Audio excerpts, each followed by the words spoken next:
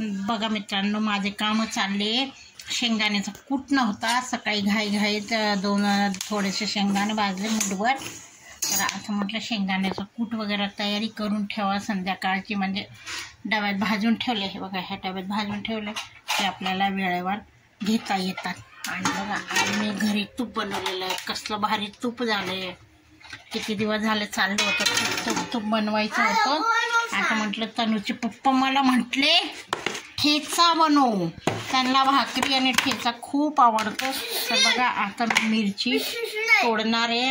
हां, मिरची. हां, तर ठेचा बनवणार आहे. इथे शेंगदाणे भाजून झाल्यावर तर हे बघा, तनिष्काला आमचे अभ्यास करायला सांगितलं ना, तर ती नुसती ड्रॉइंग घेऊन बसती. अभ्यास काही करत नाही, नुसती ड्रॉइंग. बाहेर पावसात खेळत होती ना. अरे बापरे, तू अनु हा सर्वेदना सगळे मुलं पावसात खेळत होते. मी तिला हा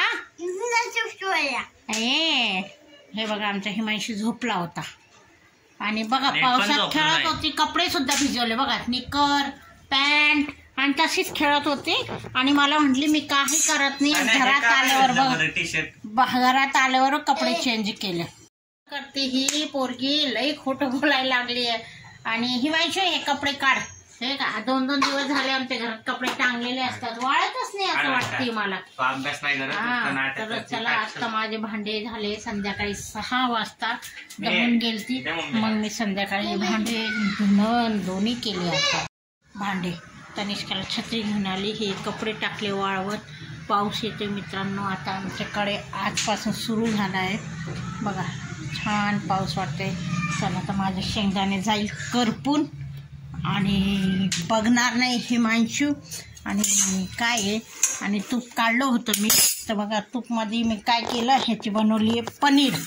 तर आता ह्या पोरांना काय करणार आहे मी, पनीरचं ताक कुणी पित नाही, मग ताक फेकून दिला.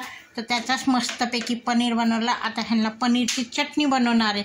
लई भारी लागते चटणी, आणि ताक पिण्यापेक्षा पनीर निघतो, तयार होते आपल्याला. आता आयडिया आली मला कसं पनीर बनवायचं. म्हणजे दूध ना नास होता पनीर बनवलेलं आहे मित्रांनो. तर चला, माझे शेंगदाणे पण भाजून झाले.